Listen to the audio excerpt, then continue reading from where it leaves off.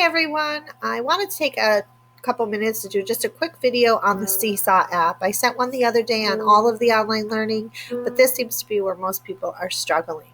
So you can log in one of two ways. You could go to your Clever page, click on A. Montoro's Classroom, and there's a SeeSaw app link. Or under each assignment in the Google Classroom, I have the link to SeeSaw. Once you get here, you're going to choose the I'm a Student option. Then you're going to pick to sign in with Google. Okay, your Google account should pop up. I'm going to sign in as Katie today because I want you to see the student view, not the teacher view.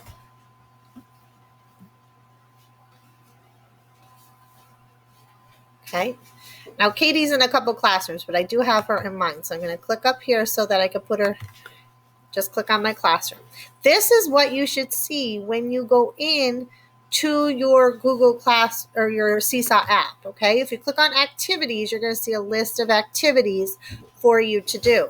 Today's activity will be the first one. So today is Thursday. Our first activity is writing a haiku poem. Okay, you are going to click add response. When you get in there, this is what you will see.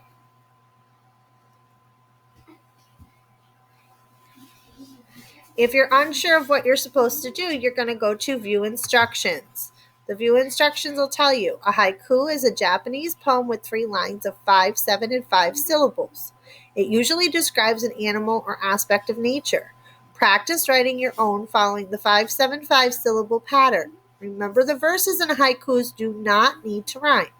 So you're going to come down here, and you can zoom in by putting this plus sign here.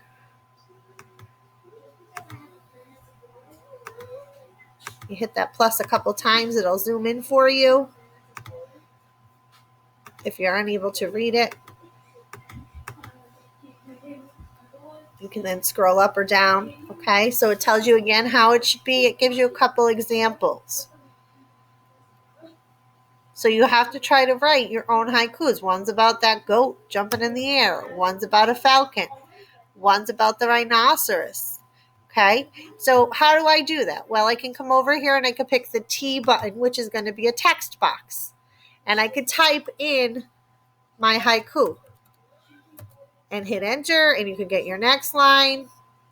I'm just writing anything here. Okay. You could then, when you're done, you can move it to wherever you want it to be. You can make the box bigger. You can make the box smaller, however that works for you. You can also choose, and my girls a lot of times prefer to use the pen. You could write with the pencil. You could change the color of how you write it. I think this is a little harder than the typing, but it depends on the activity. Sometimes this will be what works for you. Okay, so you can do it that way. If you make a mistake, there's an eraser. You can go get the eraser and you can erase whatever it is you were writing. There's also markers, crayons. You can make how big you want to write by changing the point size, and that will change how it comes out when you're writing with it. The colors are over here. So lots you can do. One of my favorite things that people have been doing is recording. And if you click this record button, it will have you, it'll say, allow me to use the microphone.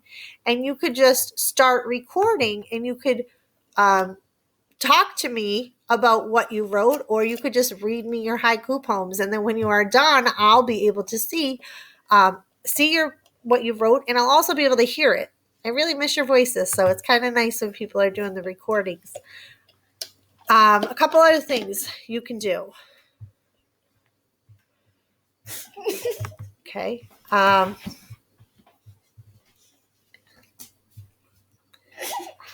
So you see I can hear what I taped in that recording. So I'm going to delete that for right now. And go back and show you a couple other things you can do. Some people, for this activity, it does ask you to use the microphone, so you should be using the microphone. Some people are sending me pictures of things they wrote because they don't want to write it on here, and that's okay too. You can take a picture using your computer, or you can upload a photo.